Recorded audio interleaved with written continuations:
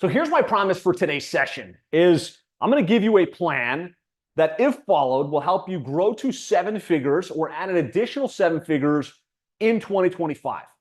And that's a bold promise, right? Obviously, $1 million plus delta in where you're at today is a bold claim. But if we can do that, just give me a yes in the comments if you feel like that would be a good use of your time today. If you can walk away with a clear plan to add $1 million or get to 7 figures in 2025. Yes, yes, yes. Okay, again, tons of yeses. Really appreciate you guys lighting up the chat the way that you are. And so I can tell you now, without any question in my mind, that we have a proven plan and a proven process to make that a reality. Again, at Plumbing and HVAC SEO, we did it within our agency, and I can share from my own personal experience. But now we've also had 137 other digital marketing agencies come through this process and grow to 7 figures and multiple 7 figures. Is it okay with you, like, if I kind of share their examples and kind of seed what they did as we go? Just type examples if you're okay with me sharing examples of some of the agencies, like Jim Aline from Roofer Marketers, who's gone to multiple 7 figures, Austin Hauser, who's gone to multiple 7 figures, Josh Konigsberg, Tony Ricketts. Examples, if that's okay with you. I'm seeing okay, of course, that's great, fantastic. So 137, I just wanted to let that number resonate and kind of let that number sit. That's how many agencies have come through the 7-figure agency coaching mentorship, taking the same information that you're about to get right now, implemented, and have grown to 7 figures or multiple 7 figures. So this is a proven, dialed in process. But of course, you have to do the work, right? Ideas without execution are just ideas, right? The agencies that go to 7 figures are the ones that take these ideas, implement them, take massive action, continue to iterate, continue to improve, continue to press forward, remain focused, don't get shiny object syndrome and jump from one niche to the next, one industry to the next, one sales process to the next, but they stick with the process all of the way. So just type execution in the comments if that's clear, right? Sitting on webinars like this, building plans like this, are only going to get you as far as the execution that you put in place. So just type execution, fantastic. A lot of you guys typing execution, fantastic. Excellent. Okay, so our mission here at 7-Figure Agency is to help 500 agencies get to 7 figures over the next 5 years. 7 figures and multiple 7 figures. Right now we're at 137. And so I really feel like this process, what we're doing, is going to be you and the rest of you on with me today, that next crop of 7-figure or multiple 7-figure agencies that we can have contributed to your growth and to your success. So let's get into the planning. Let's get into your plan for 2025. Here's what we're going to do on today's session. A couple of things I want to make sure.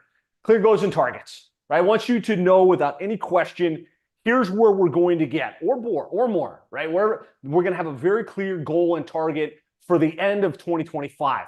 There's power in getting clear on what you want. There's power in writing it down. There's power in building a plan. And so the fact that you're on today and you're investing in this process and you're going to put this on paper automatically improves the probability of you accomplishing that outcome.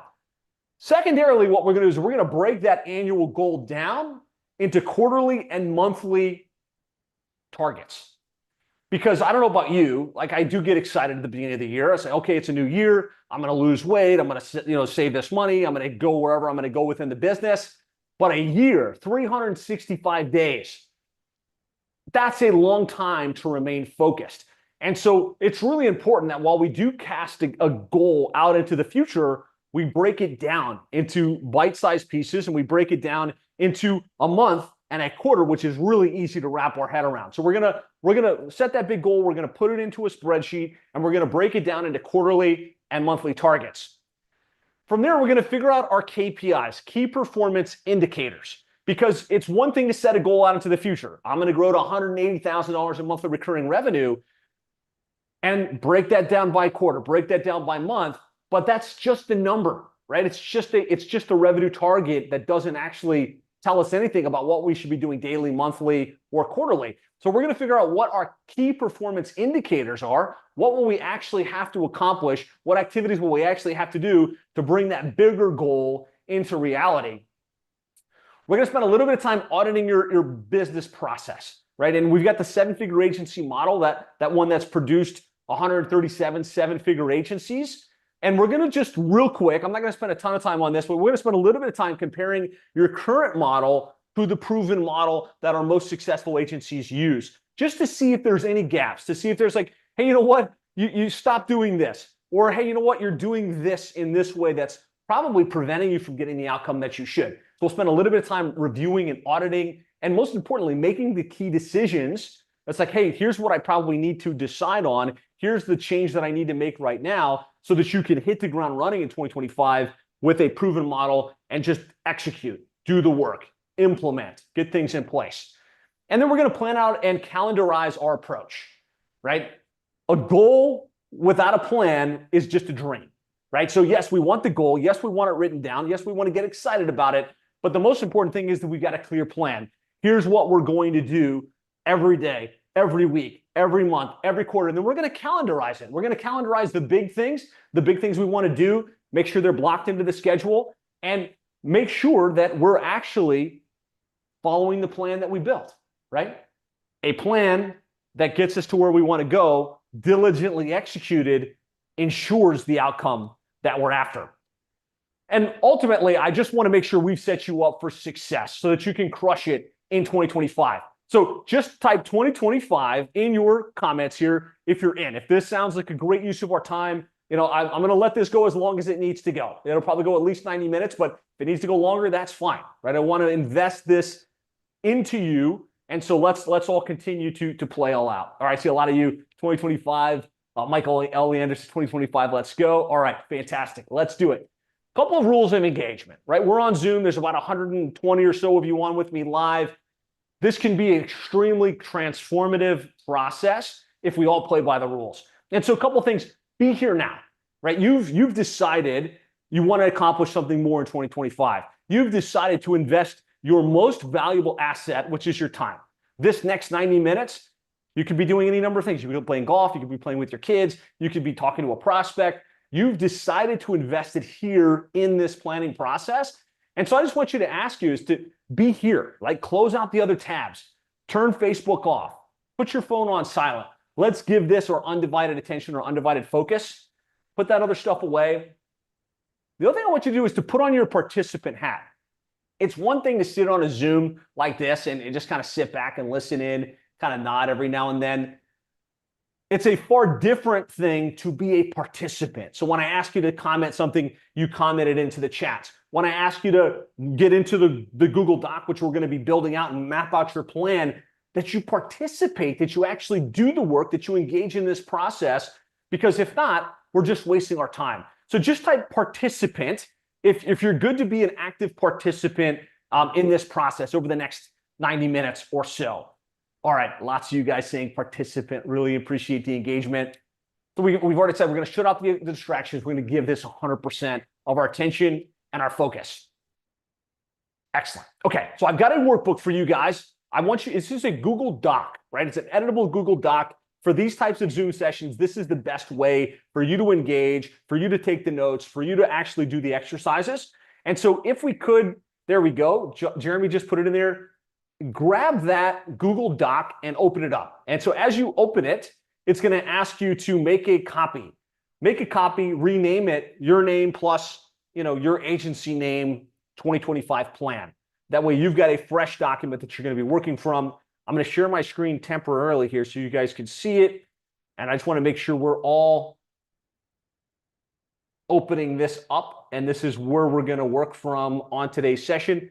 If you could just type open in the comments to let me know that you've got the Google Doc open. All right. It looks like it worked. Jeremy and team, if you could, once everyone finishes typing open, put the link back into the chat one more time, because eventually someone's going to log in and be like, I don't have the link. Okay, cool. It seems like you guys all have this open. Fantastic. So we can get to work. Now, before we get into 2025, I do want to spend a little bit of time reflecting on 2024. We're not going to go deep on this, but really the key things I want you to do is think about, like, what were your biggest wins in 2024? We've all accomplished something great in 2024. Maybe we had a revenue target. Maybe we decided on a niche. Maybe we published a book. Maybe we hired an ops director. Maybe we finally built that salesperson or that sales team. I want you to spend a couple minutes getting really clear on what you've accomplished in 2024, big and small. I'm going to pull up a little timer here in, let's say, 1 minute. 1 minute, as many accomplishments, as many wins as you can flesh out in your Google Doc. And I'll go back to the share screen here. And so we're just going in here and we're typing in biggest accomplishments and go.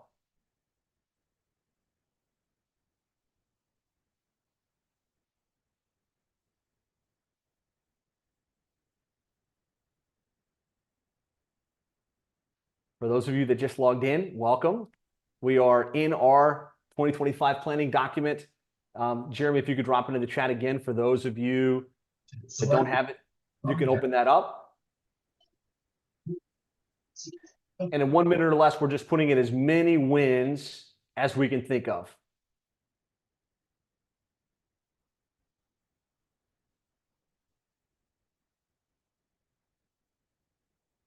Wins, wins, wins. And what I want you to do, for those of you that as you're typing, grab the one, like if there's one big win that you're super proud of, put that in the chat for me. Put that one big in the chat and let's share it with the group.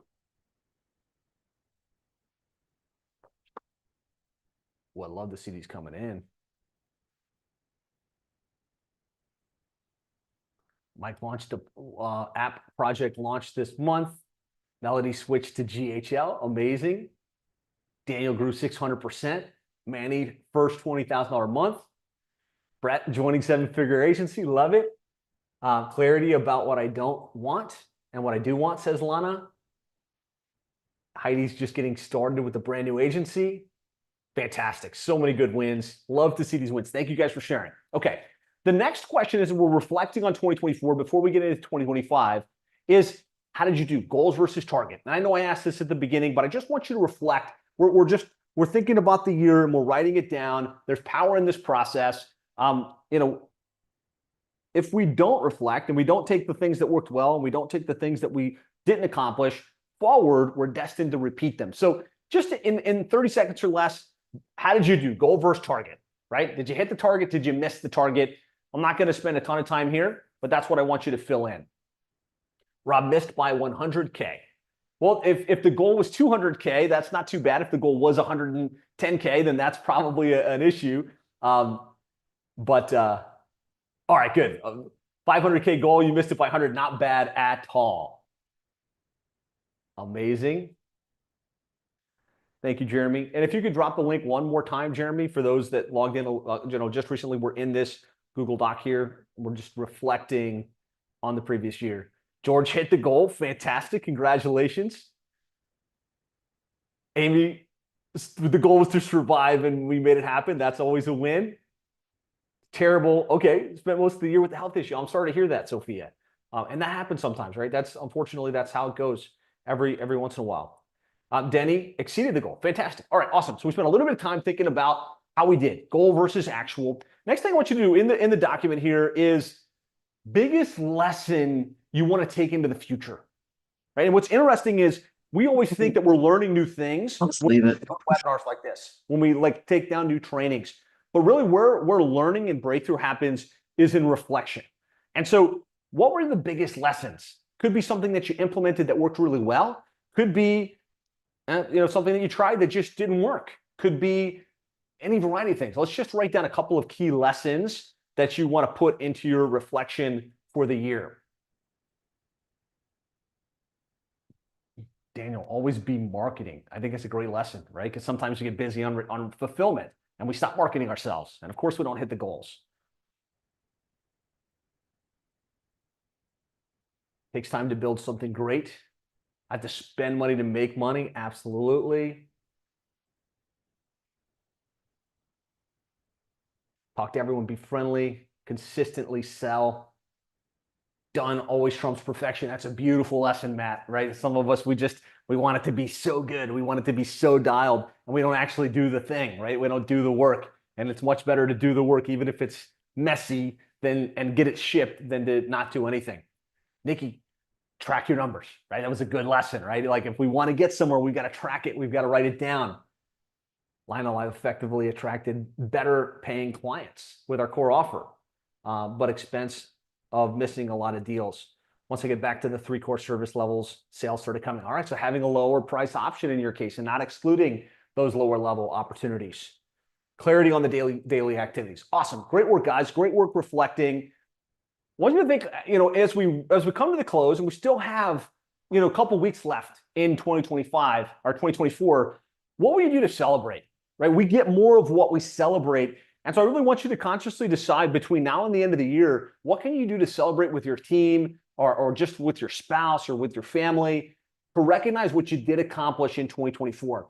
I think like we always have the ability to look at a situation, look at a year, look at anything and either see, man, that was a bad year. I didn't accomplish my goals, lost more clients than I was expecting. My team, like a lot of my team quit and left, right? And in that same scenario, you could also be looking at the positive. Hey, but this year we landed a lot more clients than we did the previous year. This year we had more profitability than ever. This year we published our book. And depending upon where you choose to focus your energy, right? Depending upon whether you choose to focus on the positive, the things that did go right, the things that you did accomplish, and where you're looking to go, what you're looking to accomplish, your energy changes. And as your energy changes, the effort that you do, the work that you do, the way that you interact with your team changes. And so I would love for you just to kind of think, what will you do to celebrate what you did accomplish this year?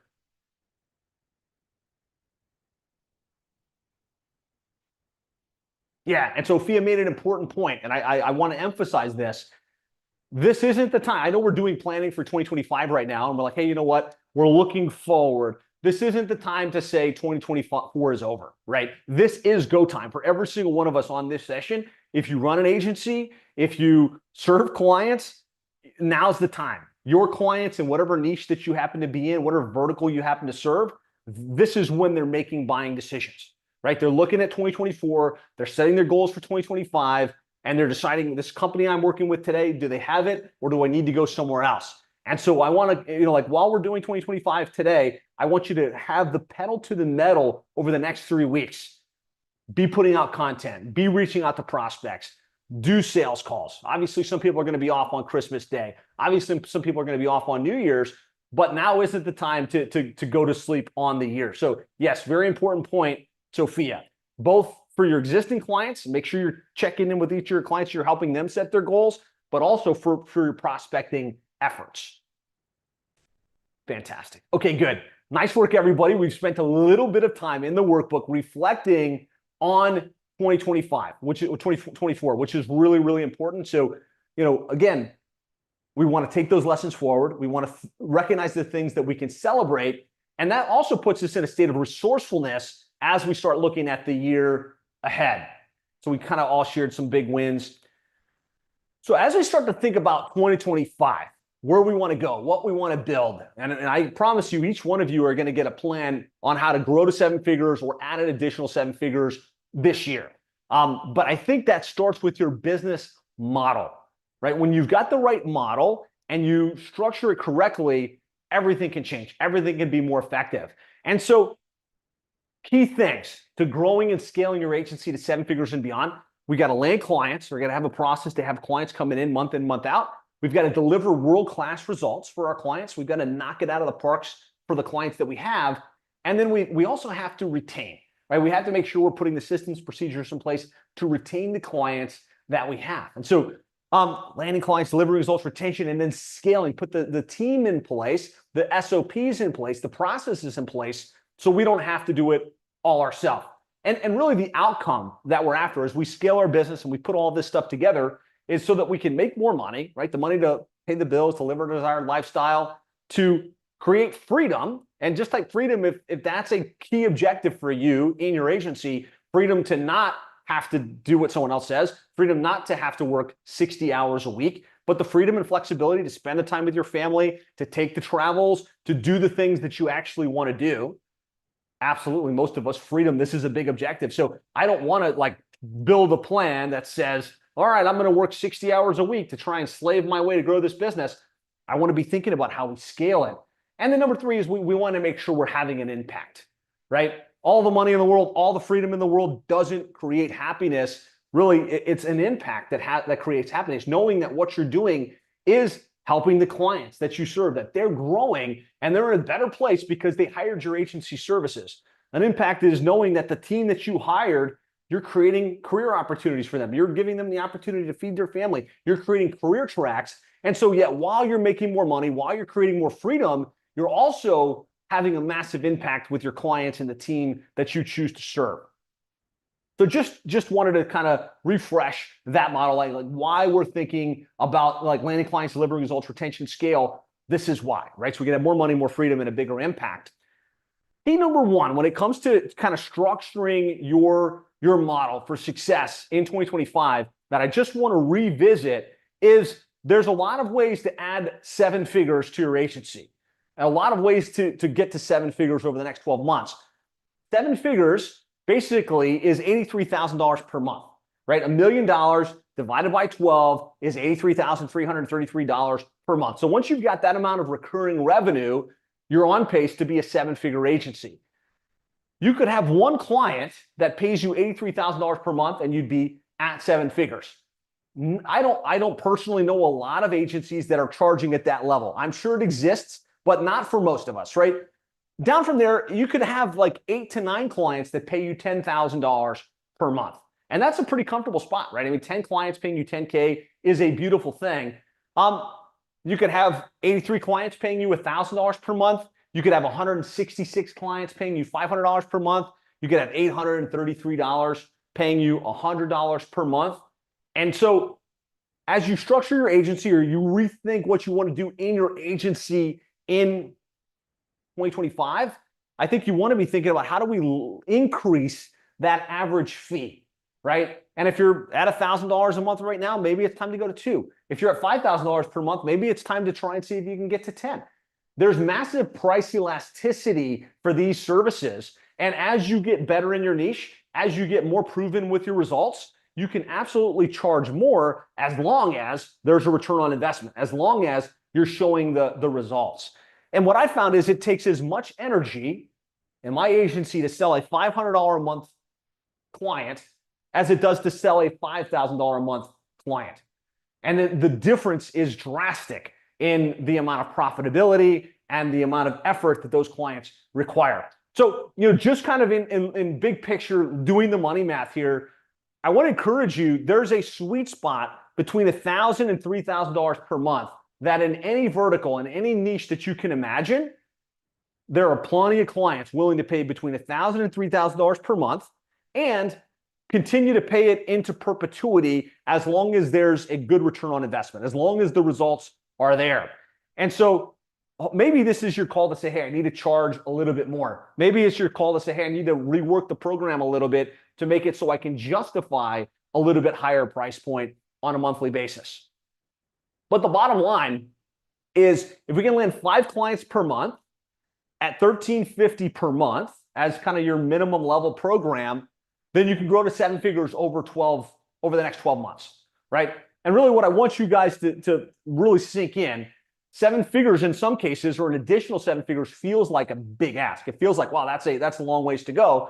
But if you can get 33 clients at $2,500 per month, and I promise you in your niche, whatever niche that is, there's hundreds and hundreds of clients willing to pay at that price point, you can be at 7 figures, right? So the question is, can you land and retain 33 clients? Yes or yes? Just give me a yes in the comments if that's a obtainable outcome for you. Yes, yes, yes. Tons of yeses. Absolutely. Fantastic. Excellent. Okay. So maybe, says Amy. All right. So just framing. And for some of you, maybe that's a low fee, but this is the reality of what's attainable and what's achievable. Manny, what's the profit margin at 7 figures? Depends upon how you structure your team, whether you're internal, international, or national. Usually it's going to be somewhere around 25 to 30% profit, like after you pay all of the expenses, especially if you're trying to create freedom. Could you have a healthier profit if you do all the work? Sure. But if you want to have a team that's doing the execution, a team that's doing the marketing, it's probably going to be somewhere in that 25, to 35% range. Okay, business model. And again, we're going to get into the planning right now. And I want to make sure we have the right model. So couple things. One niche, right? We're targeting one particular market. In my case, we work with plumbing and HVAC companies. And some people say, hey, well, that's two markets. It's really that industry flies together. I know people that have done really well in chiropractic, in dentistry, in roofing. One niche. So make sure as you're building your strategies, you're building your plan, if you're working in multiple verticals, that's going to make your business much harder. Harder to market, harder to deliver, harder to systematize. Monthly recurring revenue only. Don't be doing project work. Don't sell a one-time fee program.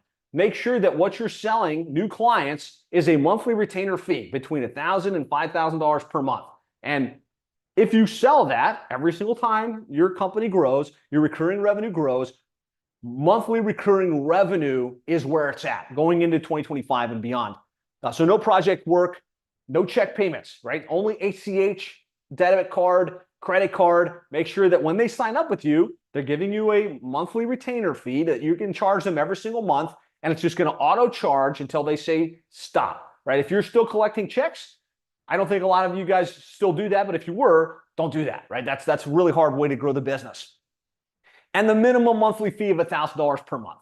Like basic stuff. Every one of the agencies that I know of that have gone to seven figures, this is how they're modeling. And there's slight exceptions to every rule. And some of them are charging less than $1,000 and they're doing a little bit lower ticket service. But for the most part, this is the play. And so what I want you to do is in your workbooks, again, this is where we're going to spend a little bit of time doing that model audit. And this would be on page 4 in your Google Doc. Just get clear on what you might need to change within the niche, right? Or within the model. Is it, are you in multiple niches? Are you selling like a concise program or do you have a la carte services? What's your monthly fee? Are you $1,000 or more per month? Let this be the charge to say, let's go up at least $500 a month on whatever our core program is and see if people say yes. I mean, you'd be surprised. And then are we still doing any project or recurring work? I just want you to write that down. And then in this blank area down here, if there's any commitments that you can make, all right, I'm going to choose this niche, or I'm going to focus on this industry, or I'm going to change my monthly fee. I want you to write that down. I'm just going to give you a quick minute here. Let's do some work in our workbooks on the model audit. Sophia says, I charge $10,000 plus $2,000 for a year project. Okay. I think that should work. 10K up front and then 2K a month. Fantastic. If you can get the setup fee, by all means, get the setup fee. Typically, we waive as a negotiating tactic, we will waive the setup fee in most cases. But if you're charging a setup fee and that works into your profit model and it makes financial sense, more power to you.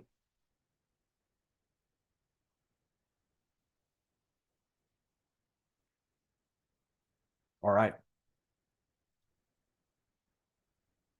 If they pay annual, it's 25K. Beautiful.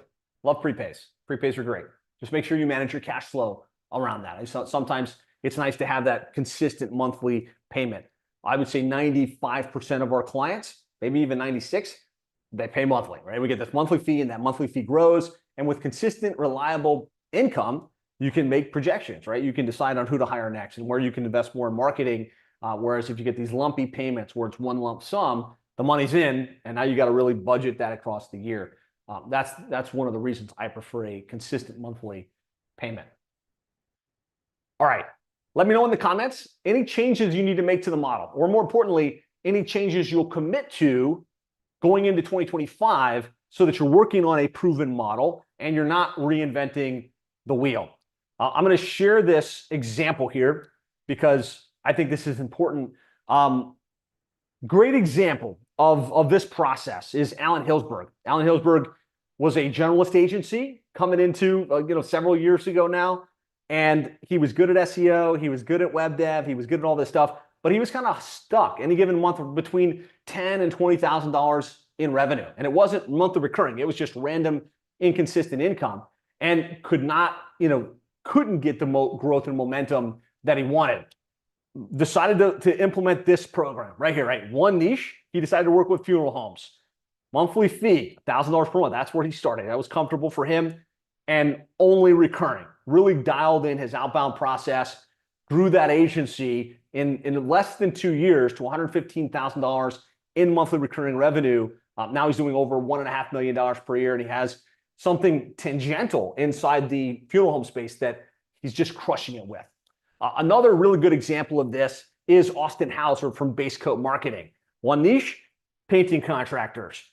Program fee charges about $2,500 per month to do their website SEO, pay-per-click, online advertising. Grew from a net start negative $2K to over $92,000 in monthly recurring revenue. I just want you to hear from him, and then we're going to get right back into the planning. Let me know if you can hear this. My name is Austin Hauser, can you hear? And I run Base Coat Marketing. Before seven-figure agency, I was negative $2,000 a month in MRR. So before the seven-figure agency, we had no vision, no direction. We had a goal, but no idea how to get to that goal. So the seven-figure agency has really provided us with the means, the drive, and the motivation to reach our goals effectively and quick. Today, we are at $92,000 a month in MRR, and we achieved that over the last more or less 11 months. Today, life is very different for myself and our agency. We have a clear direction. We know exactly where we are today, where we're going to be a year from now, 3 years, 5 years from now. I cannot stress enough how vital the seven-figure agency has been to our success. A few things that we have implemented since joining the seven-figure agency has been EOS. It's helped us have a clear vision, accountability with every team member. We now have daily goals, weekly goals, quarterly goals. We also know exactly where we want to be financially, not only myself, but every team member. And not only that, but we can measure our client results. So we have a 100% client retention. I need to knock on wood somewhere after I say that. But we really focus on delivering results for our clients, everything that the seven-figure agency preaches. If you're considering joining a seven-figure agency, I cannot stress this enough. Do it. Invest in yourself. That is my #1 point of feedback with anybody that I'm speaking with. The seven-figure agency helps you grow not only your company, but you as a person. I consider a lot of these people in this room behind me family members. I mean, they are people that I talk to daily, weekly. The seven-figure agency has helped get us to where we are today, hands down, period, end stop.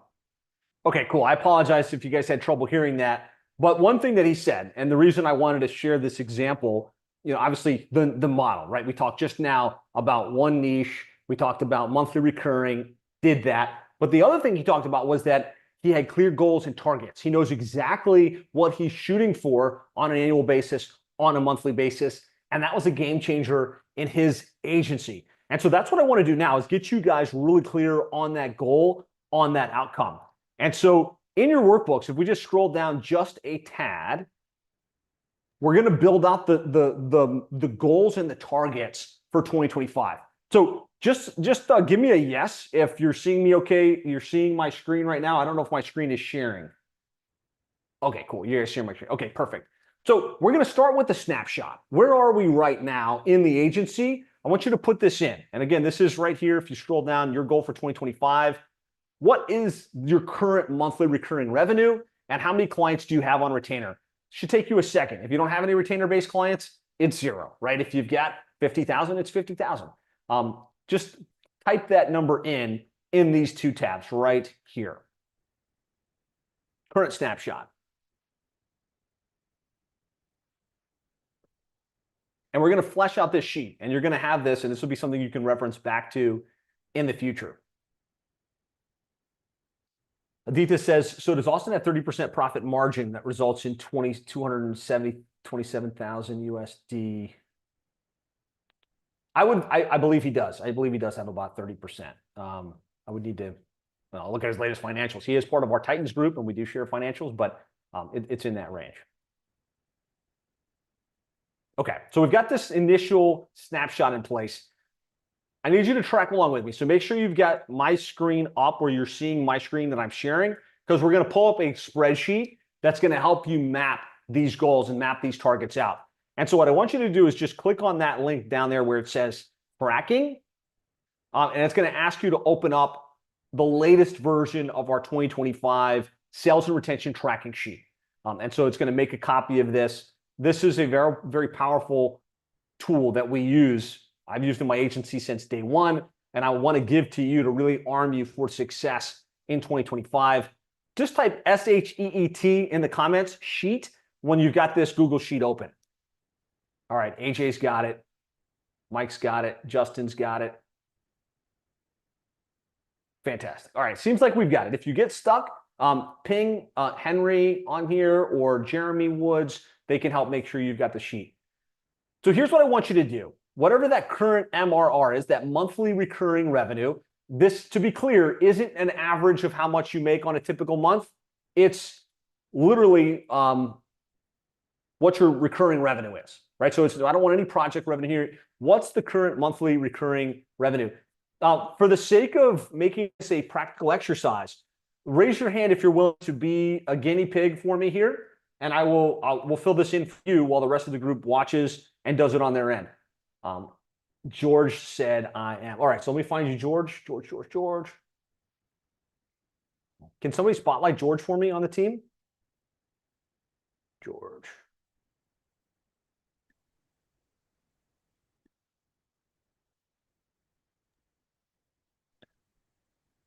All right, I don't see George, so I'm going to come to Manny. Sorry, George, we'll come back to you a little bit later. Manny, I see your hand is up.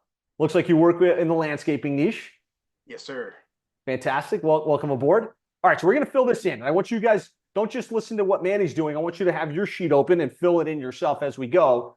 Current monthly recurring revenue in your agency right now, Manny? Recurring, only 4,000. 4,000. Okay, $4,000 per month.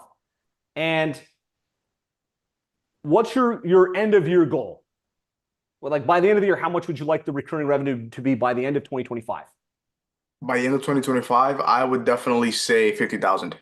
50,000. The rest of you, I want it to be seven figures or higher. Manny, if that's where you want to start right now, that's fine. We're going to type in 50,000. Let's just put in 50,000. That's your goal between now and the end of the year. That's what we put on the second tab. Monthly fee. And so, guys, what I'm looking for there is what's that monthly average that you're going to charge a client? And you want to have a high end, a middle, and a low end program. But in your case, Manny, what's the average monthly fee? The average, I would say, is 3,000. 3,000. All right, 3,000. And so landscape company hires you, you're going to charge them $3,000 a month to do whatever it is that you do on the back end. Got it. Just give me a yes in the comments if you've tracked that far through. We've put in what our MRR is currently. We put in what we want to be at by the end of the year. And we've got our average monthly fee locked and loaded. Make sure that's the actual number, right? If you're charging $1,500 per month, put that. Like if in Manny's case, he's charging $3,000 a month, that's what he's going to put in. Okay, cool. A lot of you guys have it. All right, next question is, what's your close ratio? When you meet with a prospect, what percentage of them say, yep, let's do it on the $3,000 a month program? I would say, from what I've done so far in project work, I would say it's around 45%. Okay. So you've got 4,000 in monthly recurring. Is this a brand new niche? Is this a brand new program that you're selling? Oh, I've had the niche for almost a year now, but I've just been project-based, doing custom websites, 6K, and then being happy with that. Got it. Okay. So let's not go that high, right? Because it might be a little bit different to sell the project versus selling the recurring. Right. If you don't know, everybody, if you don't know, because you're not tracking this today, just use 25%. That's usually a pretty healthy average. If you know that you're 40% like Manny and you're selling that in your recurring revenue program, I want you to put that 40%. But in this case, Manny, I'm just going to put 25% for you. Yep. If you exceed it, fantastic. If you don't, we know that there's room for improvement. Perfect. Okay, so based on those numbers, everybody, if you look at my sheet here now, in Manny's case, he needs 16 clients over the next year, over the next 12 months, to get to $15,000 in monthly recurring revenue, assuming this is set to 12 months, right? We got January, February, March. We got those 12 months ahead of us. So you need 2 clients per month in order to get to that level. 2 clients per month. Is that feasible for you, Manny? Yeah. Yeah, I almost you made me feel like I underdid it. Yeah. The numbers are kind of making sense here. Yeah. Assuming that 3K, and that's a big question, because if you're charging less than that on your retainer fee, it's going to be a totally different ballgame. Mm-hmm. Yeah, 3K is definitely solid, though. How much? 3K solid? 3K is solid, yeah. All right. So if Manny wanted to say, hey, I want to be a little bit more aggressive, right? Josh said I can get to 7 figures in the next 12 months.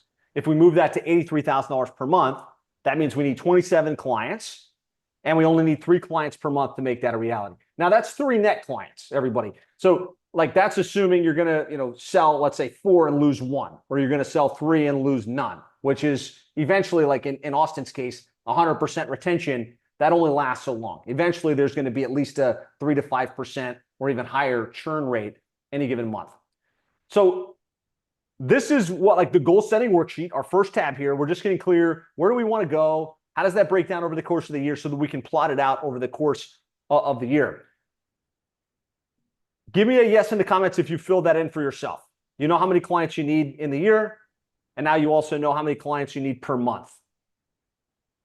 Excellent. Let me know. Type in the comments what the number is. Specifically, how many clients do you need on a monthly basis to hit your goal? How many clients per month? 4, 6, 7, 2, 1. Yeah, it's usually going to be somewhere between 1 and 7, right? Somewhere usually is what we're going to see. The next thing I want you to do, so we've got this sheet. This is going to also help us reverse engineer how many strategy sessions we need. We'll get into that in just a minute. On the next tab, what I want you to do is just put that number in. So you're just going in and you're saying, okay, in this very top column up here, starting recurring revenue, $4,000 per month in Manny's case. How many clients is that for you, Manny? That is 3. That's 3 clients. Okay. So we got 3 clients. Our average fee is $3,000 per month. And I guys want you to, these are the columns you need to fill in. Starting point revenue, whatever that is, that monthly recurring number of clients that you have, that's your current number of retainer-based clients. Then you've got your average fee, it's how much you charge on a monthly basis. The other question is your lost value. So if a client cancels you, does the entire amount go away? Do they drop to some type of maintenance plan typically? In your case, Manny, do you know, like, do you feel like they would cancel and the revenue would disappear? Or do you have like $1,000 or $750 a month? Probably disappear for now. Okay. What would you recommend though? What would be the answer to that? A smaller plan they can go into? Yeah, eventually you want to have a maintenance package of some sort. It's like, hey, look, let's at least keep the tracking in place. I'll keep hosting the website. If we put other like marketing automation services on the back end, and you may be able to retain some of the revenue. But in this case, let's just say it drops down, right? You lose a client, all $3,000 goes away. So that's all I need you guys to fill in on this second tab here, quarterly starting point, is these columns right here. What's your base recurring? How many clients do you have? And then how much is it when they sign up? And how much is it when they cancel? Give me a 1 in the comments if you've got that done. AJ's got it reloaded. Okay, fantastic. Okay, next thing we're going to do is we're going to set up the tracking for the year. So this is going to help us figure out, okay, how does that break down? How many clients, how much revenue should we have by January, February, March, and throughout the course of the year? And so, Manny, we're going to build your plan based on the $83,000 in monthly recurring instead of the 50, because I think you've got it. I really think that, like, when you execute, I think you can get there. So all we're going to do is you come in here on this sheet. There's a section for each month, January, February, March, right? And there's a couple columns. There's the goal. That's what we're shooting for that month. There's the actual, which is going to roll up as you go through the month. It will actually help you track your goal versus your actual. And then you've got the delta, which is the difference between where your goal is and where you've actually gone, right? Either you're ahead, you're behind. Delta is the difference, and that's going to calculate automatically. So all you have to come to is the number of clients you expect to sell and the number of clients you expect to lose any given month. And so if you're unclear, again, come back over here. It says I need 3 clients net per month. So in the case of Manny, he doesn't have a large client base. So I wouldn't expect a large churn rate right out of the gates. So I'm just going to go in here and say 3 clients per month, and we're just going to lose 1 client per quarter.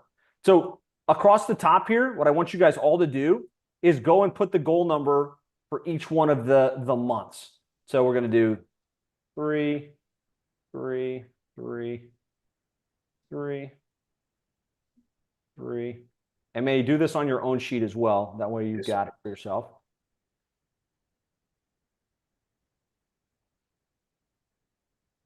You guys can see what I'm doing. This is simple stuff, but it is saying 3 clients at $3,000 a month. It's basically projecting out each one of those months.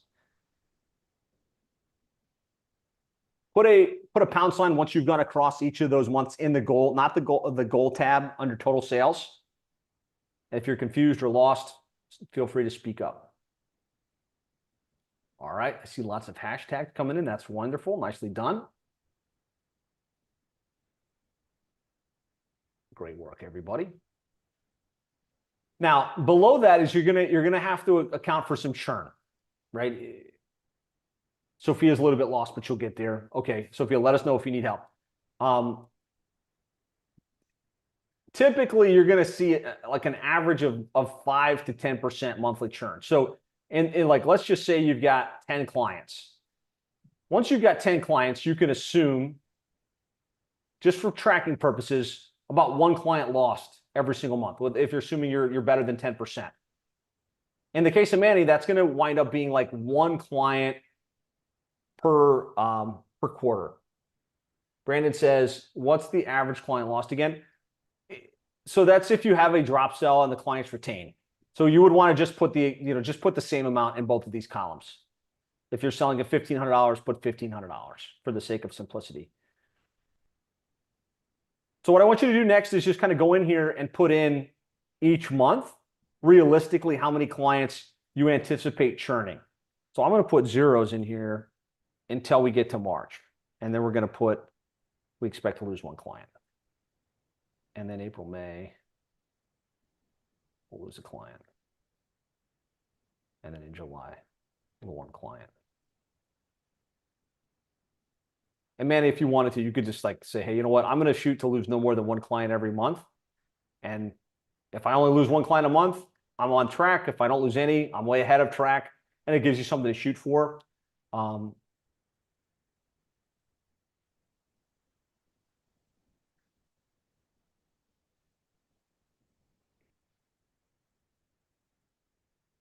right. So that's really all you have to do is you're going in and you're putting in how many clients you want to sell, how many clients you want to lose.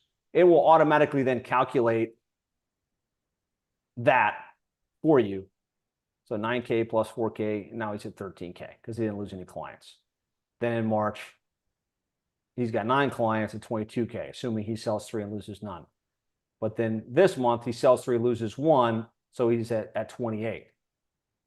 Hopefully this is tracking. This is not super complicated, but I know Google Sheets sometimes can feel a little bit overwhelming. Just give me a yes in the comments if you've got your expected number of clients sold and the expected number of clients lost. Where's the link says Steve? Just Jeremy, if you could send him the link. There you go. Right now, this is in the tracking. Adidas says, my retainer is 2 grand a month, the commission of 0.5 of revenue, roofing companies, 5 grand, commission is sheet. Yep, I don't have any allocation for commission, so you'd have to customize that. But if your average is going to be 5 grand a month, then put 5. This is just like a very specific, I only want to track the assured monthly recurring revenue. So now what you should have is a roll-up that shows you the value of your sales throughout the course of the year, the value of your losses, where you wind up at on a monthly recurring fee basis, and then how much revenue that will put you at for the year. This just helps you see the goal for the year, right? And then to really make this practical and useful, what you'll do is every month, as you land clients, you put the name of the client and the amount of the sale. So let's just say, in Manny's case, it's January 15th, and he just got landscaping company for, $3,000 a month. That's now going to show his actual has one client for 3 grand a month. And let's just say later that month, he gets landscaper B, and they signed up for $4,500. It was just a bigger deal than he expected. Now he's at $7,500, right? He could still say, look, you're off by one sale and you're off by $1,500 in monthly recurring revenue, but you're tracking well. And then over the course of the year, as you lose a client, so let's say we get to March and we finally lose landscaper B, and they canceled us. There was $3,000 lost. This now is going to really show you throughout the course of the year how you're tracking towards the accomplishment of your goals, on track or off track. And really, this is where the magic happens, right? Because it's great to set a goal into the future and to put it and break it down by month, by quarter. But it's when you on a monthly basis consciously fill this in, you consciously check in and like on track or off track, that you can start to get better at your predictive muscle to say, yes, I can sell 3 clients per month. Yes, I can sell at $3,000 per month. And I've got a sheet like this that tracks every year for the last 10 years. So we know exactly who we sold. We know exactly who we lost. We're also tracking very closely our churn rate. So this will automatically calculate for you what your churn rate is on a monthly basis. So hopefully this is clear. You know, this is a pretty simple tool, but very powerful when you use it. Any questions on this, or do we feel good? I don't want to get too into the weeds, but just type good if you feel good, if this is a valuable asset. More importantly, you'll use it. Sophia says good. Manny, you've got a question? Go ahead. I do, yes. Quick question, Josh. So the top part, is that more for benchmarking and like setting goals? Like what if I was to leave it blank and fill it in throughout the year? Would that be the opposite use of this? Yeah.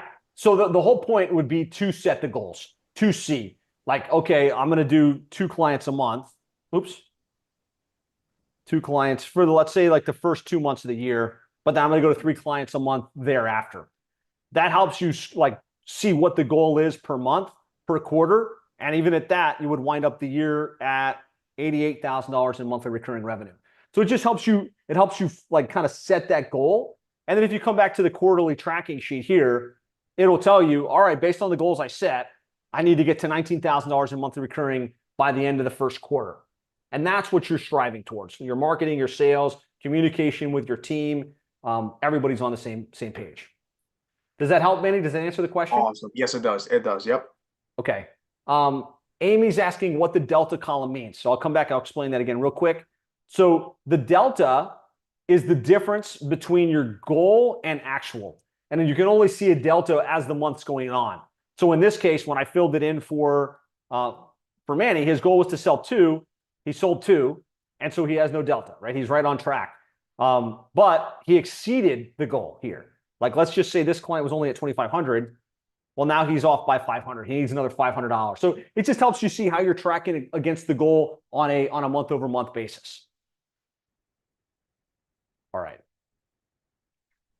Josh, there's another question as well about the end of year goal, monthly recurring revenue on the goal setting tab.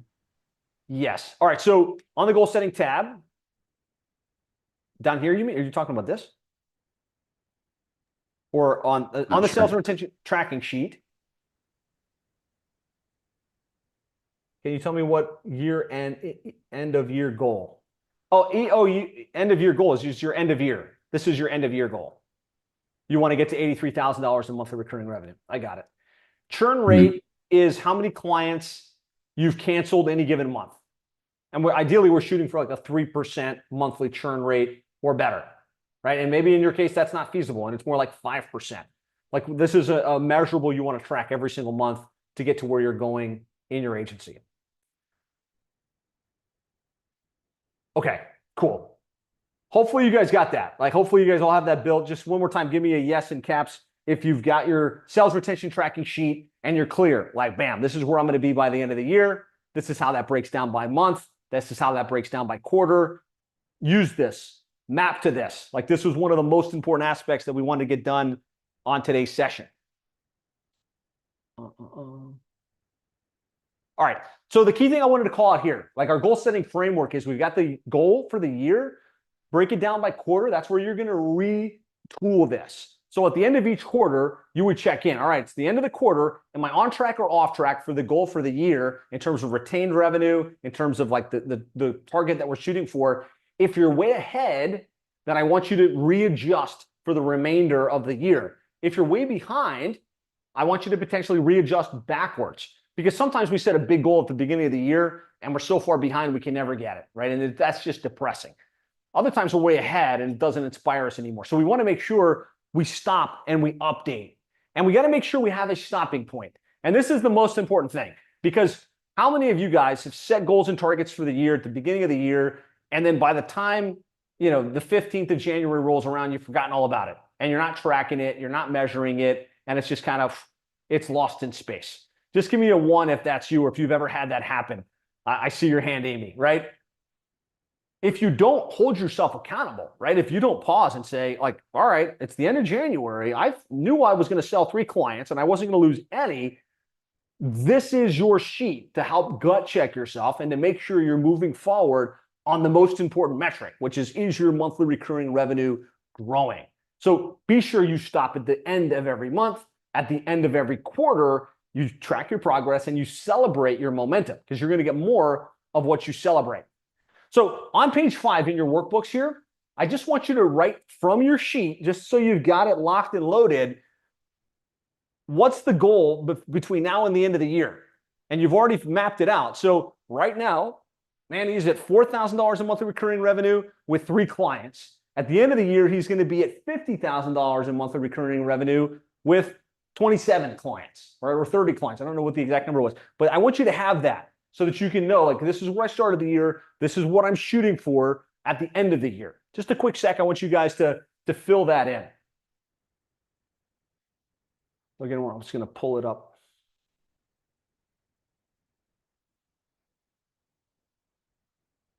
So we're right here. This is where we started. This is where we're going to end. Super clear on where we are and where we want to go. And I appreciate you guys being diligent. It's sometimes we come to these sessions and we're like, I'm just going to listen in, right? Let's just hear what he has to say. This is a working session, right? This is only going to be productive if you do the exercise and you write the stuff down. So thank you guys for participating. So what I want you guys to do is, each of you, I want you to write in here, what is the end of year monthly recurring target? What is it? I know Manny's is 50 or 83 if he decided to expand his goal. Put the number in. Put it in the chat for me. Clarity creates momentum. And what you guys have all done is you've gotten super clear where you want to go. And now you've put a tracking mechanism behind it, which is even more powerful. And when you type it in, you're creating some public accountability. Like, you're putting it out into the universe. You're speaking out what you intend to accomplish. All right. George, 70K. Sophia, $1 million, which I imagine $83,000 a month. Mike, 81. Come on, Mike, let's bump it to 83 just so you've got a 7-figure target. AJ puts you at 1.4 for the year. George, 50K. Amy, 10K. Nicole, 20K. Justin, great to see you on here. 1 million. Gael, 1 million, 150K. 90. All right, fantastic. Great work, everybody. Next thing I want you to do, and you're going to resist me on this, but I really want you to do it, is get clear in your own mind, why is this important? How will your life be different and better once this is achieved? What will you be able to do, have, or experience once that goal is achieved? So I just want you to project forward. It's the end of 2025.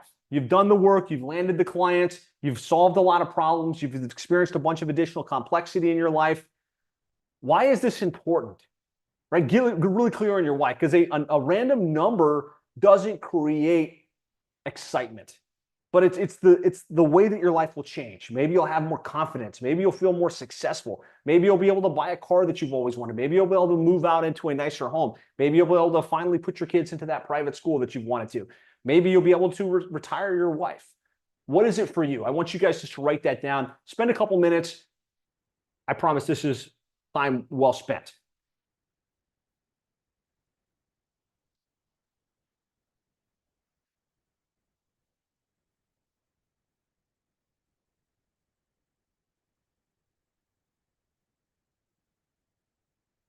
Isaac, I love that. I want to be able to help people in my family, including those that do ministry like your dad. Scott, yes, very true. I may help him in his ministry with his website efforts. Amazing. Yeah, he could use some help with his Institute Biblique Logos website. We're actually actively working on that as we speak.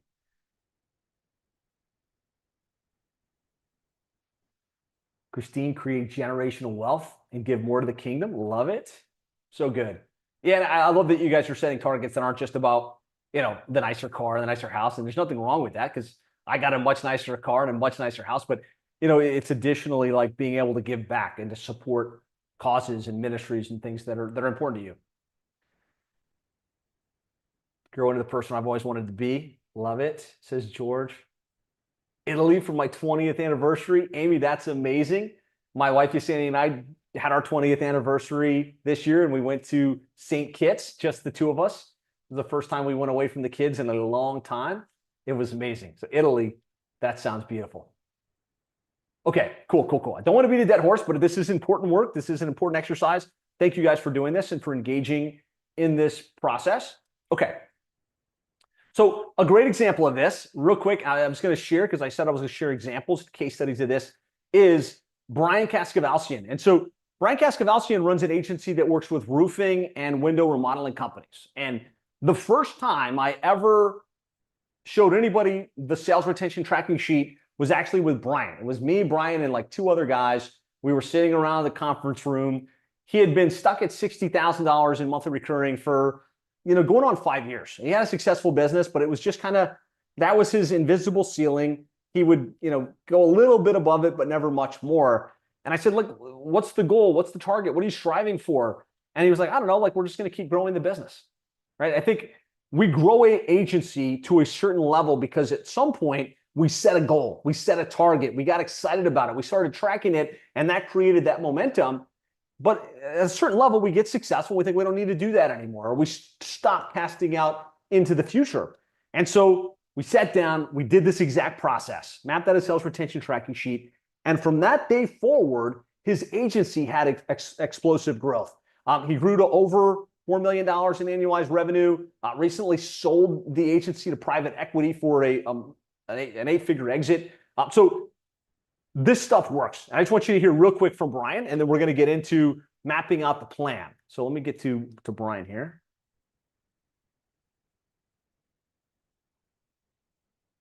All right. Make sure I share with sound.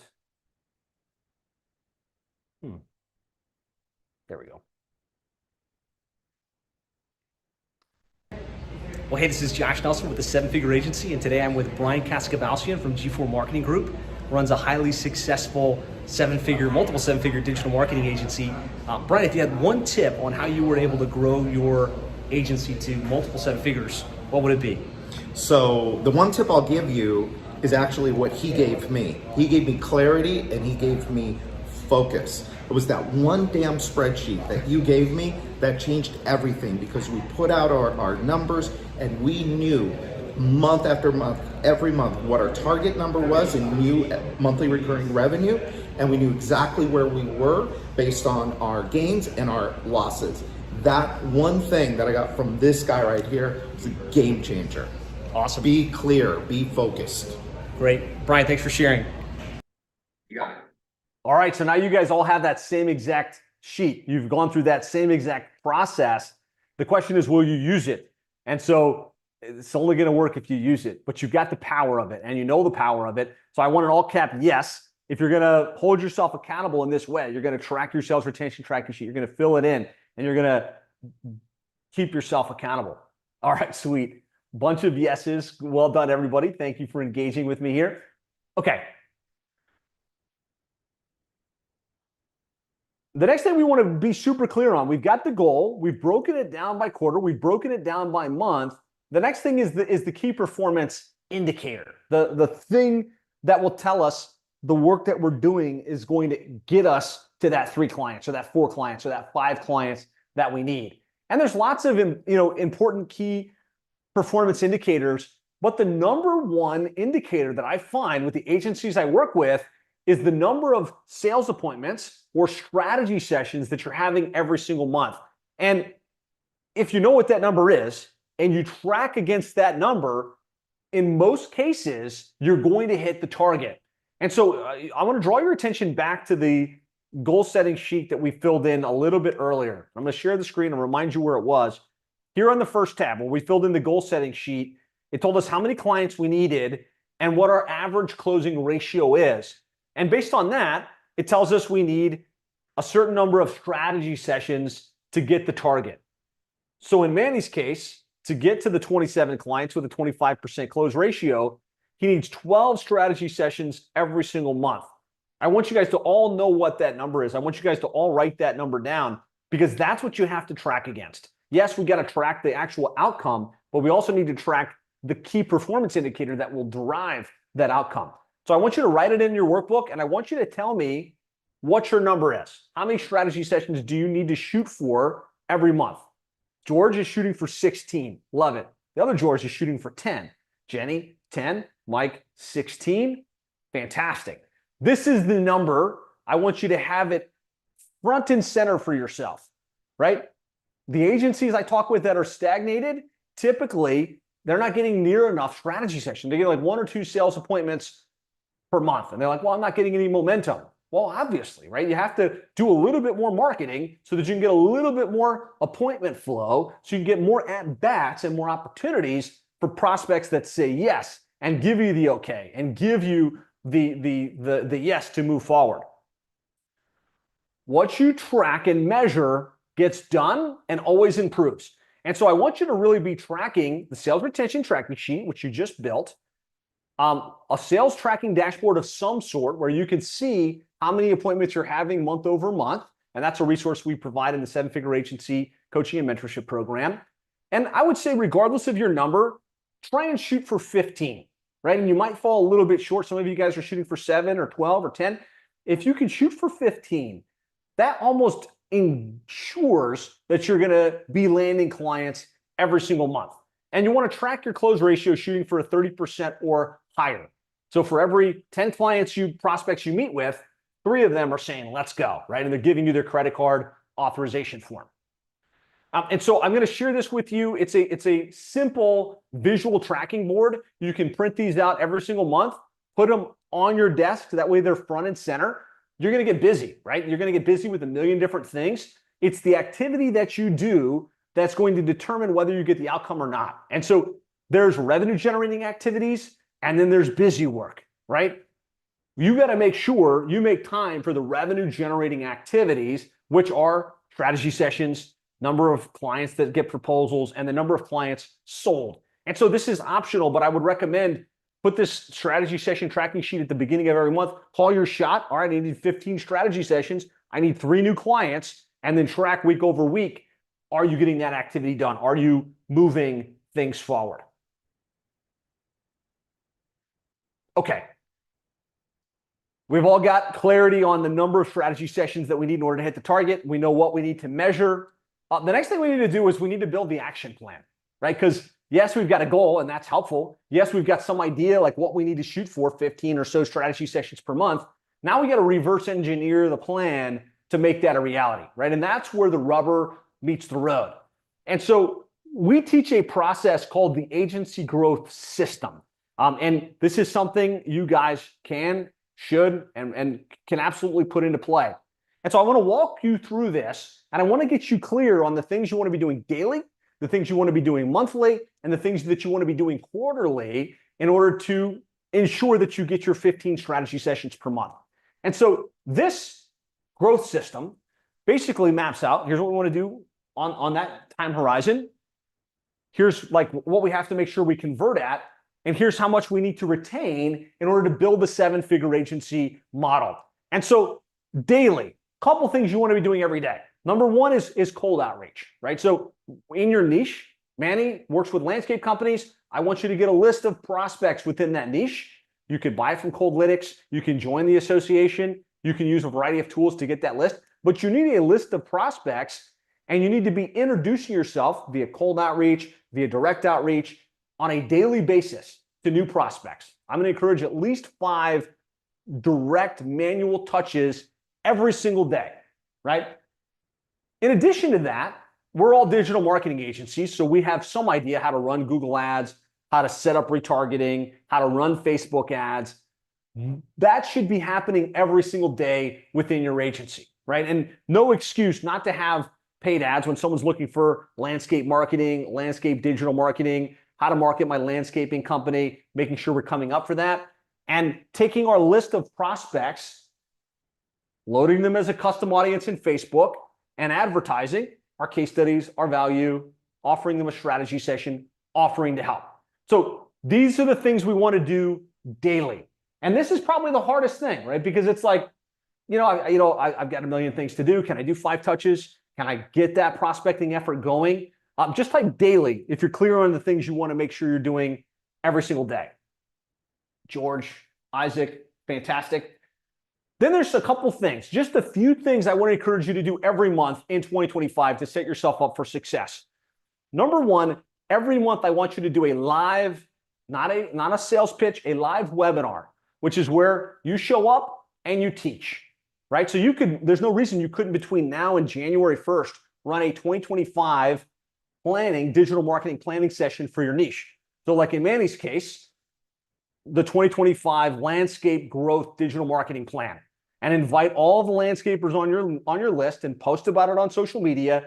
Come and I'm going to teach you how to build your digital marketing plan for success in 2025, right? And you show up live on Zoom like this. Maybe it's just Manny and 2 other people. Maybe it's Manny and a dozen people.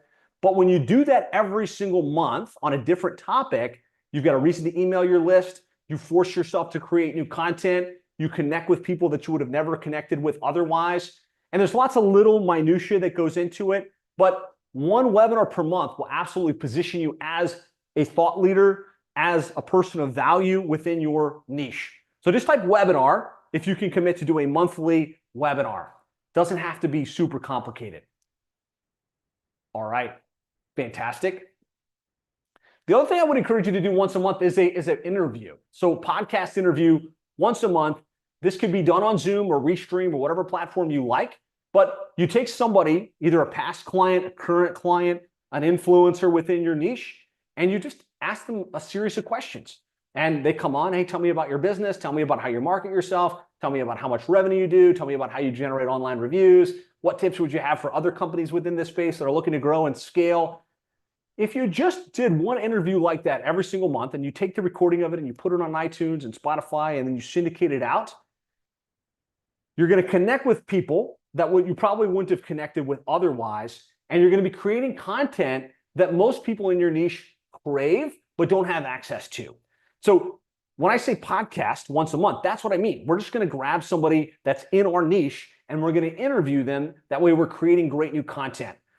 Podcast, if you could do one podcast every single month. And this isn't a tall ask, right? I mean, this is one webinar, one podcast, but I promise you, you will differentiate yourself from the competition. By the end of 2025, people will be coming up to you and saying, hey, like I've seen your stuff. Hey, it seems like you're adding value. And people will start to enter your funnel. Might not happen immediately, but over time it will happen. George, I see you've been doing great work with your podcasting and you're doing this on a consistent basis. Sometimes you do it and it feels like a slog. It feels like you're not getting the attention, but it will start to build. I promise. Great example of that is Jim and Brian from Roofer Marketers. Same thing, right? They were a small agency doing like $4,000 per month in recurring revenue. I told them, look, let's do the webinar. Let's do the podcast. The first podcast that Jim and Brian did had just Jim and Brian. Like they did the webinar. Nobody was there. They were talking to themselves, but they kept going, right? And over time, kept doing the activity every single month. Their list started to build. Their awareness started to build. They started to get a little bit more frequent with their podcasting. They grew to over $500,000 in monthly recurring revenue. Last year, Jim and Brian sold Roofer Marketers to Job Nimbus, which is the big CRM within their industry, and had an amazing exit. So these are the things I want you guys to do monthly. And then on a quarterly basis, as we're thinking about like big picture, there's 4 quarters in the year.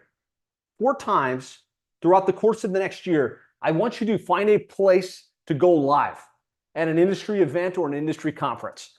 As marketing agencies, we tend to want to be behind the scenes. We want to be on our laptops or on our Zoom meetings, but magic happens live and in person. And your niche, whether you're working with gutters or you're working with landscaping, or you're working with plumbing, or you're working with dentists, they're getting together for live conferences, for continuing education.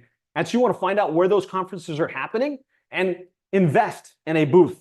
Invest in the opportunity to meet the people that put that event on, to have conversations with the people that are hanging out at those live conferences. And over time, look for opportunities to potentially speak, right? The opportunities to potentially form joint venture opportunities. This is one of those powerful plays that has a big impact. Live events and conferences. And then the other thing I would want you to do once per quarter is create a new client case study. Doing webinars and podcasts will position you as an expert, but that's you mainly talking about how to do SEO or how to do pay-per-click or how to generate better lead conversions or how to track their marketing spend, right? You're giving them valuable information, and anybody can talk about this stuff, but very few people can say, hey, this is my client, this is the result they've gotten, this is how we did it. And so I want to encourage you, once a quarter, you're going to create a client case study, and that could be you talking about it and showing the reports, or you interviewing that client about the results they've gotten, about how their life is better because they decided to hire you for their digital marketing.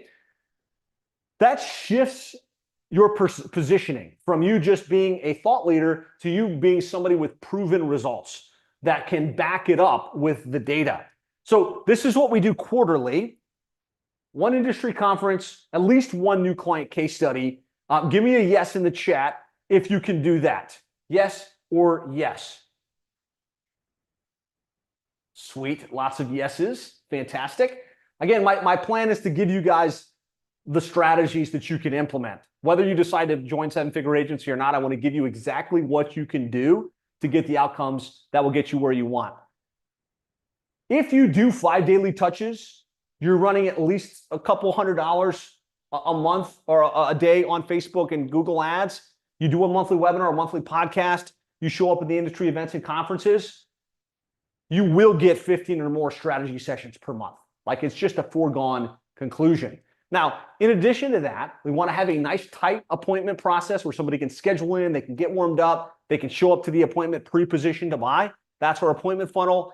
And then we want to have a great sales process where we've got a cool discovery call, we get to know them, and we know exactly how to take them from, I'm kind of interested, to, I think you're the answer to help me hit my goals, to help me hit my targets, to get the outcomes that I'm after in my business. And when you've got that dialed in, you're going to convert at 30% plus. Now, on the operations side of the equation, we want great onboarding. We want to have great communication rhythm on a monthly basis with our clients. And then we want to start to develop an account management team so that somebody else is doing that part within the business. Right? If we think about scaling our agency, the first thing we got to remove ourselves from is doing the work. So if you're still doing the websites or the SEO or the pay-per-click or the social media, we got to get somebody to own that for us. The second thing we want to remove ourselves from is the account management. Because if we want to retain, we know we've got to check in with the clients. We know we have to show the value. We know we have to, really work the relationship, but that can't be us long-term as the owner within the business. The goal here when we get our retention strategy dialed in is a 97% or higher monthly retention. And this really is the growth system, right? If you reverse engineer this, 15 strategy sessions at a 30% close ratio will get you 4 or 5 clients every single month. If we're doing at least a $1,500 to $2,000 a month program, that puts us on track for 7 figures, assuming we retain, right? Because you could sell, and if you don't retain, you're not going to wind up where you're trying to go anyways. Just type system, if that's clear, like it's good to see this system and have it explained. And like this is, if you can work this system throughout the course of 2025, there's no question you can get where you're trying to go. Fantastic. Okay, let's open up page 11 in our workbooks. And I want to kind of figure out the plan, right? We're not going to spend a ton of time here, but the goal was to say, here's the goal, here's the KPI, and here's the plan. Like, here's what I'm going to do to bring this into reality.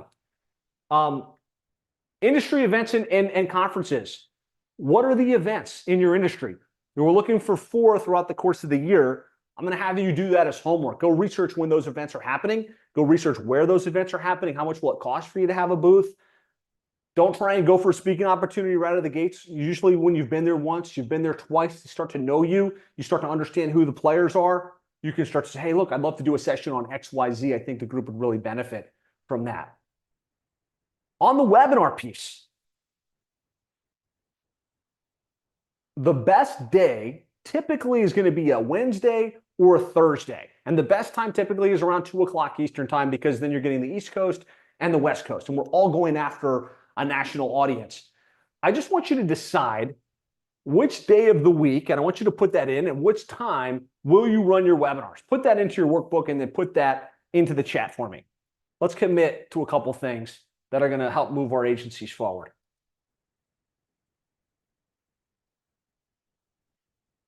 Wednesday or Thursday at between 1 and 3 p.m. Eastern time tends to work best.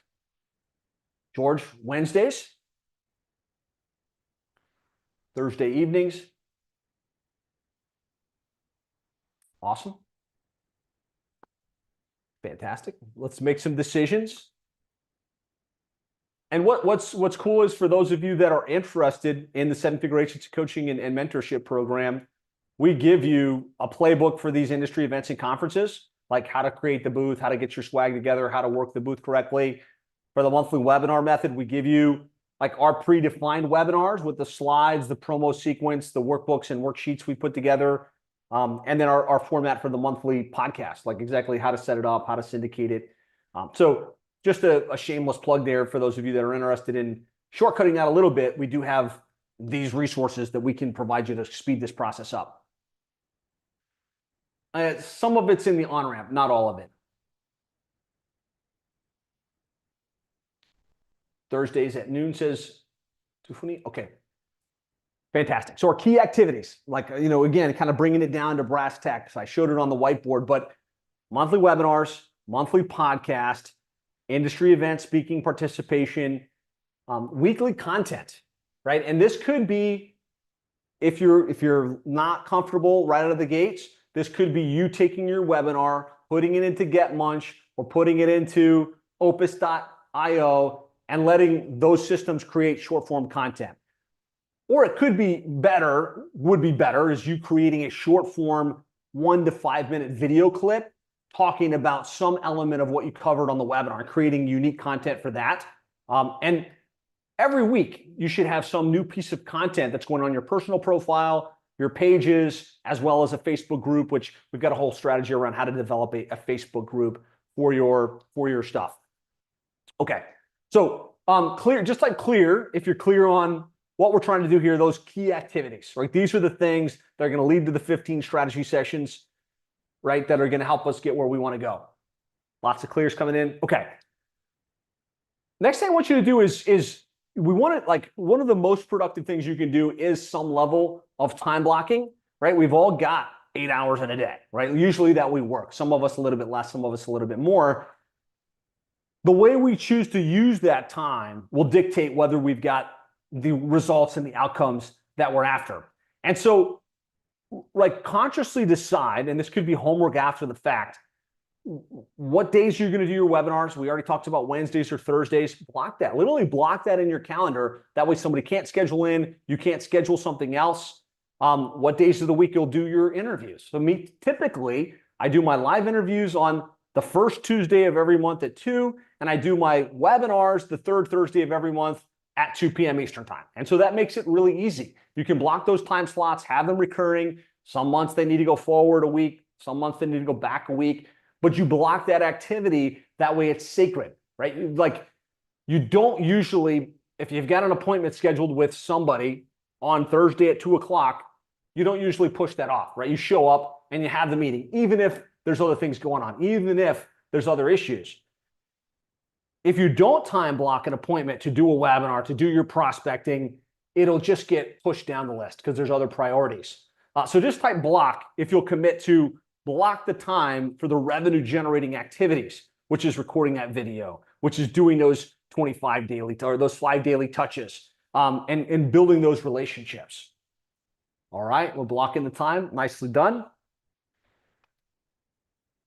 For the webinars, I'm not going to have you guys do this now, but kind of as part of your process, I did give you guys this webinar planning sheet where I gave you some topics that you could do your webinars on, let you kind of have a spot to block those dates and the times so that you or your assistant, if you have one, can just hard block that into the schedule, know that it's locked and loaded. And again, we've got swipe and deploys for all of this. So if you were like, hey, Josh, I just want you to give me these presentations so I can run with them, we've got all that in the can for you guys. On the organic side of the equation, the weekly content that you want to be posting, I didn't get into this. I don't want to go too into the weeds, but if we're doing 5 daily touches, right? We've got a list of the ideal prospects within our space, and we're picking 5 people every single day. We're not just calling that office or sending a blind email. Ideally, we're going to go find the owner and connect with them on Facebook, connect with them on LinkedIn, connect them with them on Instagram, and 5 a day compounds to 25 a week, compounds to hundreds a month. Certain of those people will accept you. Certain of those people you can start a conversation with. But as you post on social media, as you share case studies, as you do webinars, those people start to develop know, like, and trust with you. So you're adding value into their world. You're depositing value in advance. So when they're ready, they reach out, right? And I'm sure, George, this is just around the corner from you. People are going to start being like, George, I saw your interview. I saw, what you're doing with your podcast. I'd like to learn about how you can help. I want all of you guys to be in that place where clients start to come to you pre-positioned to buy. And so I've got an organic planning worksheet. I don't think I linked it just because this is going to be a member-only resource. But it just helps you kind of figure out what those content prompts are that you can post on Facebook, you can post on LinkedIn to develop that authority-based positioning. And so these are your big rocks, right? Like the daily, weekly, monthly activities that we want to block into the calendar. The sand would be like learning and development. And I really believe the most successful people I know, the most successful agencies I encounter, invest their time, they invest their financial resources in community, in peers, and in mentors. And so start thinking about what events you're going to plug into for yourself to develop your skills, to develop your abilities, to become more engaged and successful as an entrepreneur. We do member events for 7-Figure Agency 3 times per year. Our 2025 schedule is March, July, and October. I would encourage you, if you're not a member or you're considering it, to block those into your schedule. March 4th and 5th, your opportunity to come spend 2 days with me in Miami, really build out, even more strategies and techniques on how to grow and scale your digital marketing agency. So just putting those out as possible events, but there's all kinds of learning and development you should be looking into. Start thinking about when those are going to happen. And then when we're thinking about time blocking, and I don't want to go down this track too deep, make sure you plan some time for yourself, right? The reason we run these businesses, and a lot of you guys said it in the chat, is to create freedom so that you can take the travel, so that you can have those experiences. Make sure you're blocking out the time on your schedule now for that trip you're going to take with the family for fun, the time you're going to spend with your spouse, the hobbies, the birthdays, block those onto your schedule as well.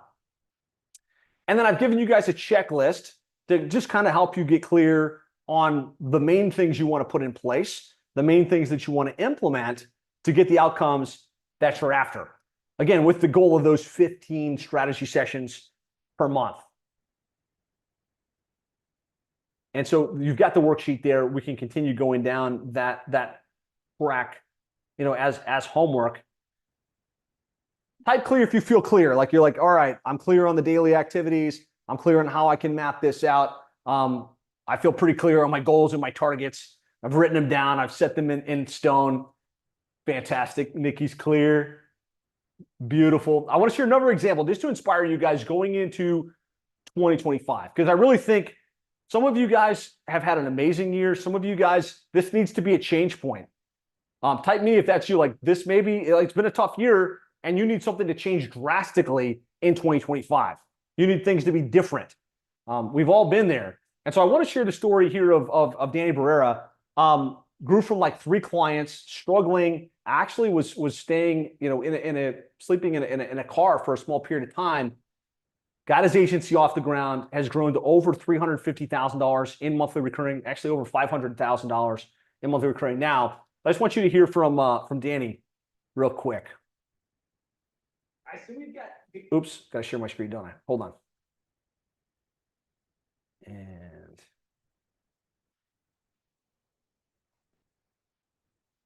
I see we've got Danny Barrera with us, and I just want to call him up real quick. I'd love to kind of chime you in as we go throughout this cold outreach session, but Danny is our agency of the year. He is a rock star, looking fitter every time I see you, Danny. Always work in progress. Always work in progress, Josh. Blessed to be here. Nice So to see Jay, you. tell us a little bit about your background, or let's start like where you're at in your agency right now. How many clients? How much recurring revenue? What's this state of the union? Yeah, State of the Union is we're over 140 clients right now. We're on our way. We're very close to 2.5 million in annual recurring in annual revenue. So, you know, going back a couple of years ago, I actually came across a Wells Fargo letter the other day. A real story. This is a real story. I'm not making this up. I wish I had it here. Kind of make me cry thinking about it because 2017, I was at the lowest point of my life. I had tried to do this agency thing myself. I had, just quit a job over at Fox News Channel, and then tried to figure out this entrepreneurial thing in the digital agency world, building websites for clients, doing SEO. And I had some things going and working, but it wasn't sustainable. It wasn't something I could rely on. Like I'd become very good at delivering SEO services, but I could not maintain it. And I ended up actually losing it all, sleeping in my car, no joke. And the letter in Wells Fargo said minus $417 and a couple of cents. I'll post a screenshot one of these days. When I think about that, I showed it to my daughter. Like I was actually laughing at that point in time. Now I get to laugh about it, but it's just like, can you actually have a minus $417? Well, that was my reality back then. And it was around 2018. So fast forward a few months later, like I really went to like a really, my pit, I call it my pit. And that's where I decided to work on myself, went through divorce, really rough patch. I came across an ad from you, Josh. And, that was God sent to me because I've tried to do it all. There was a point where I went to this firm. They were hiring an SEO specialist.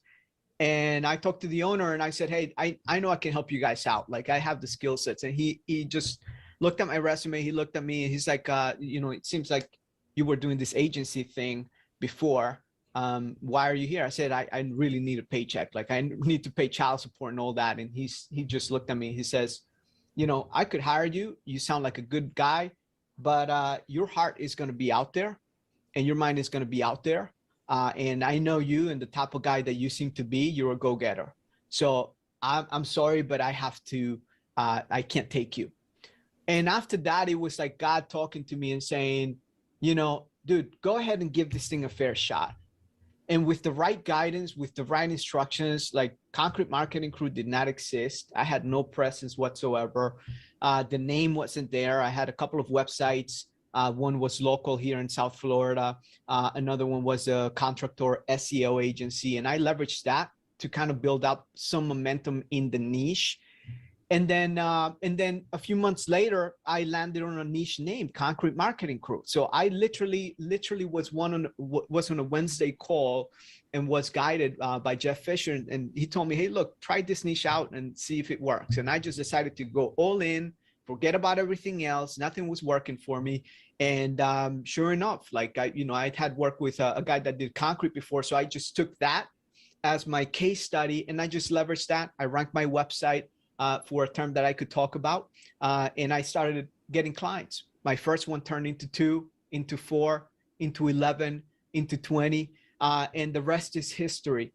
But without the support system, Josh, without having the guidance from you, without being in this environment, like, I don't know if you guys realize how powerful it is to be surrounded by individuals of high caliber. Like this is what if you want to get to the next level, you got to get into rooms where you're very uncomfortable with the people that are around you, and they make you almost feel like, man, I got to level up. Well, when you're at 7-figure agency, I can tell you, when you go through the on-ramp, you're getting exposed every day, every morning. You're getting those emails, you're getting so much information. And not for nothing, Josh, like I wish I would have started with the way it is right now, but even back then, I got so much out of it, just diving in and having someone in my corner that would be there for me when I had questions. Like even with my logo, with my branding, I did my first expo. I don't know if you remember, like, hey guys, what should I do here? Yeah. Getting that feedback. So if you really think about it, and as I go back, this was the place, like God gave me the opportunity to come in, and it's really what propelled me. Now I have multiple businesses. I would not be able to fund those businesses without the agency. From minus 400 and whatever dollars to where it's at right now, I am blessed. Like, I'm about to cry just thinking about it. I wanted to retire my father and my mother. My father passed away a couple of years ago, but with my mother, she doesn't have to go to work anymore. She doesn't have to go to work anymore. Guys, when you get into that position where you're able to bless others around you, there's a fire inside of you that just lights up, where you're not thinking about, hey, I want to get a Beamer, I want to get a Mercedes, I want to get that Land Rover. Forget about that. That's small goals. Think about something bigger than yourself. And for me, that's what it was, and it's always been. But I didn't have the vehicle, I didn't have the process. So you asked me where I was, where I've been, and what my status is. This is the state of the union for me. So good, man. What an inspiration. Congratulations on breaking through those barriers, getting to where you're at today, and being such an exceptional person, right? Like, at this point now, you learned cold outreach, you dialed that in, you grew your agency, you've got the systems in your business so dialed in, where you're actually showing other agencies now through the blueprint trainings exactly how to deliver world-class results in a systematized way. Thanks for being on here, man, and thanks for being such a great example. Awesome. So I wanted to share Danny's example there because, like we said, like some of us are maybe in a bad place right now. Like it's great to look forward and to get excited, but he made some decisions. He made some investments. He went all in and he doubled down, and his life is completely shifted and changed. And so I just want to encourage you, that's out there for you, right? Those opportunities are there. But he also said he needed the support system. He needed some additional people that he could lean on. He needed a group that could motivate him, inspire him, and to keep him in momentum. And really, that's why we created the 7-Figure Agency Coaching and Mentorship Program, which really is to help you transition from where you're at right now. And each of us spent some time today mapping out, here's where I'm at, right? Maybe in the case of Manny, I'm at $4,000 in monthly recurring. Others of you higher than that. Maybe some others of you lower than that. But we've been really clear on where we want to go, right? Type that number in for me again real quick. Where do we want to go? How much clients? How much recurring revenue? We're all super clear. This is the target, right? This is where we want to end up by the end of the year.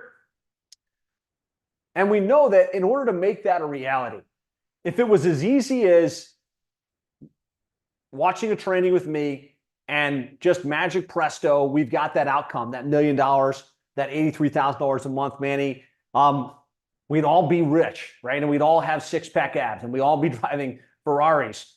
There's work to be done, right? Because an idea without execution doesn't get us anywhere. And so we know Tony Robbins' ultimate success formula for success: get clear on what we want, right? And we've all done that today.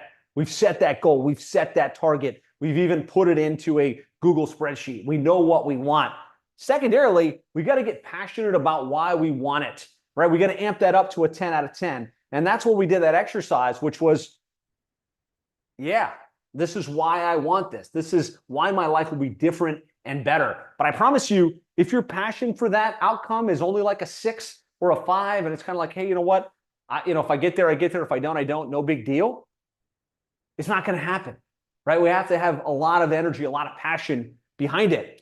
And then number 5 is we've got to take massive action. We've got to actually go out and do the thing, right? We've got to get the list. We've got to make the calls. We've got to do the introductions. We've got to record the videos. We've got to do the podcasts. We've got to develop the onboarding process. We've got to have the clients with the meetings with the clients. We have to do the work. We got to take massive action, right? And massive action is where the rubber meets the road, right? And ultimately, we got to try until we get there, right? And sometimes we've all heard the story of the acre of diamonds, right? Where we're like, okay, they're digging away at this field, trying to get what they want, and they're digging, but they're not getting any of the diamonds. They're not getting any of the outcome.